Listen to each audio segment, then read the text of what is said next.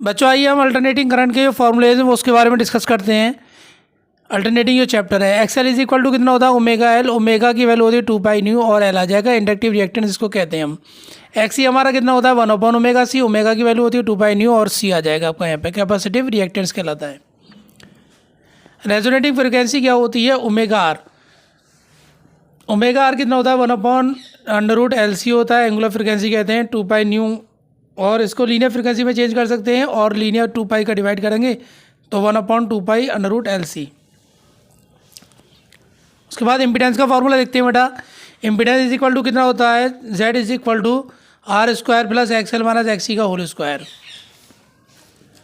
अगर resonating frequency की बात करें हम एट रेजोनेंट तो Z is equal to R हो जाता है और यहाँ पे R आपका क्या है रेसिस्टेंस के बराबर इम्पीडेंस हो जाता है, और यहाँ पे ओम्स लॉ देखेंगे I is equal to V/Z, और यहाँ XL is equal to XC होता है, इसलिए इसकी वजह से ये होता है क्योंकि इसमें ये 0 हो जाता है। और 1/ωc is equal to omega L होता है। IRMS क्या होता है, आई इफेक्टिव भी होता है, I0/√2 होता है, 1/√2 की वैल्यू होती है 0.707 I0।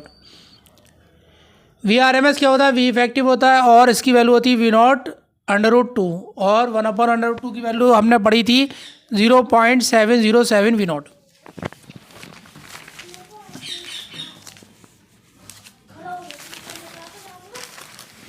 उसके बाद प्योरली रेसिस्टिव सर्किट की बात करते हैं। V equal to VM sine omega t, I equal to IM sine omega t, इसका फेजर डायग्राम है, इसका ये डायग्राम है। V और I इन सेम फेज होता है। प्योरली कैपेसिटिव सर्किट की बात करें V equal to VM sine omega t होता है, I equal to IM sine omega t plus π/2। इसमें क्या होता है V इज लैग करता है और करंट इज लीड करता है इन फेज में। यहाँ XC क्या होता है 1/ωc होता है, इसका ये फेजर डायग्राम होता है बेटा, ठीक है। इसके बाद हम देखते हैं आगे प्योरली इंडक्टिव सर्किट के V is equal to VM sine omega t होता है और यहाँ पे माइनस π/2 होता है, V लीड करता है और करंट जो लैग करता है बाय π/2 से। इसका ये फेजर डायग्राम है बेटा, ठीक है। LCR की बात करें, LCR सर्किट में इम्पीडेंस का फॉर्मूला ये होता है और वोल्टेज का फॉर्मूला ये होता है और tan phi आपका ये होता है फेज एंगल, फेज एंगल का फॉर्मूला ये होता है, ठीक है बेटा। यहाँ पे VC को हम XC से डिनोट से वो शो कर सकते हैं, मतलब रिप्लेस कर सकते हैं, और VL को XL से डिवाइड बाई R आता है। tan phi is equal to 1/ωc भी लिख सकते हैं इसकी जगह माइनस ωL और बाई R।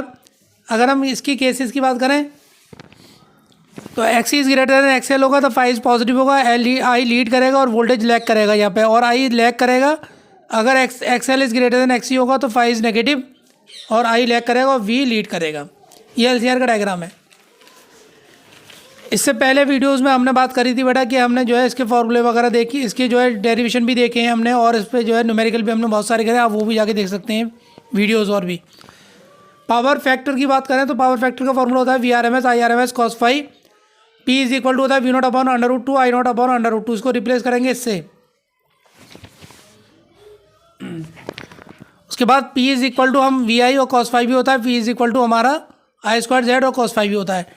ट्रांसफार्मर की बात करें तो फॉर आइडियल ट्रांसफार्मर के लिए VS/VP और NS/NP और IP is divided by IS। VS is directly proportional to NS होता है, VP is directly proportional to NP होता है, VS इन्वर्सली प्रोपोर्शनल IS होता है, और VP I divided by inversely proportional to IP होता है, ठीक है। यहाँ हम ये फॉर्मूला देख लेते हैं। VS हमारा कितना होगा NS/NP और VP होगा, और IS is equal to NP/NS और IP होगा। ये फॉर्मूला याद रखिएगा, मेन ये रिलेशन है बेटा, ये रिलेशन याद रखिए, इससे बन जाएंगे फॉर्मूले जितने बनाने हैं आपको। जो भी क्वेश्चन अकॉर्डिंग टू क्वेश्चन हम फॉर्मूला बना सकते हैं, और हमें जो है कोई भी न्यूमेरिकल हो आसानी से ईजिली हम सॉल्व कर सकते हैं। स्टेप ऑफ ट्रांसफार्मर की बात करें तो NS is greater than NP होता है, VS is greater than VP होता है, और IP is smaller than IP is greater than IS होता है। स्टेप डाउन ट्रांसफार्मर की बात करें तो NP is greater than NS होता है, VP is greater than VS होता है, और IS is greater than IP होता है। स्टेप अप ट्रांसफार्मर क्या होता है, जो वोल्टेज को बढ़ाता है, और स्टेप डाउन ट्रांसफार्मर क्या होता है, जो वोल्टेज को कम करता है। तो 220 वोल्ट हमारे यहाँ आते हैं और 50 हर्ट्ज़ की फ्रिक्वेंसी होती है बेटा, ध्यान रखिएगा ये, ठीक है। Thank you for watching.